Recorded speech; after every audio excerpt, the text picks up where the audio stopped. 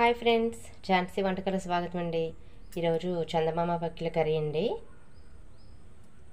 దానికి కావాల్సిన పదార్థాలు: పచ్చిమిరపకాయలు ఘాటు పెట్టి వేసుకోవాలి, ఆనియన్స్, చింతపండు, కారం, సాల్ట్, పసుపు, అల్లం వెల్లుల్లి పేస్ట్, ఆయిల్.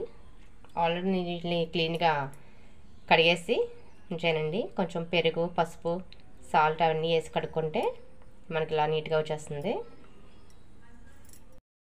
ఇప్పుడు ఈ మసాలాలన్నీ మనం వేసి అల్లం వెల్లుల్లి పేస్ట్ అన్నీ కలిపి పెట్టుకుందామండి.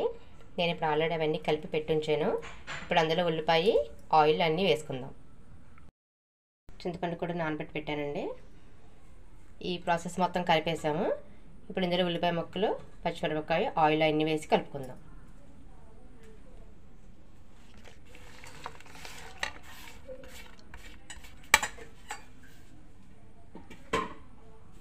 ఉప్పు, కారం, అల్లం వెల్లుల్లి పేస్ట్ వేసి కలిపాము. ఇప్పుడు ఉల్లిపాయ ముక్కలు వేస్తుంది.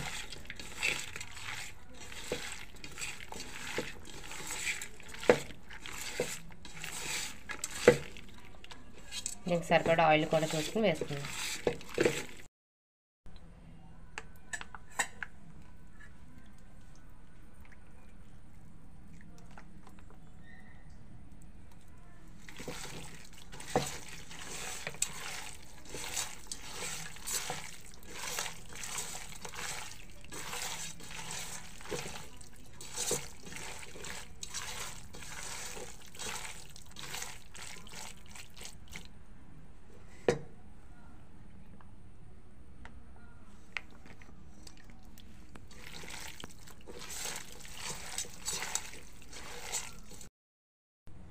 లైట్గా కొంచెం వాటర్ పోసుకుని మనం పొయ్యి మీద పెట్టేసుకుందామండి. అది కొంచెం ఉడికిన తర్వాత అప్పుడు చింతపండు కలిపి పోసుకుందాం.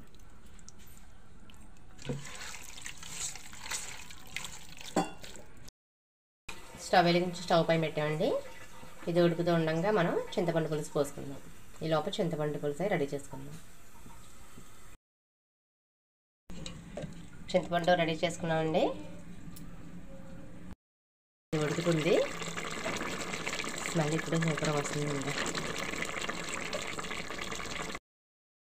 చింతపండు పులుసు పోసుకుందామండి.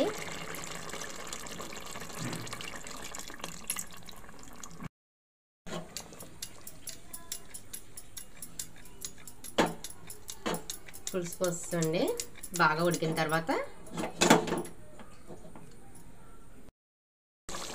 కర్రీ అయిపోయిందండి. ఇప్పుడు మనం దీన్ని సర్వింగ్ బౌల్లో తీసుకుందాం. ఓకే ఫ్రెండ్స్, చూసారుగా చందమామ పక్కిల రెడీ అయిపోయింది కర్రీ. మీకు నచ్చినట్టయితే లైక్ చేసి, షేర్ చేసి, కామెంట్ చేసి, పక్కన బెల్ ఐకాన్ కొట్టడం మర్చిపోకండి ఫ్రెండ్స్. మరొక మంచి రెసిపీతో మళ్ళీ నేను మీ ముందుకు వస్తాను.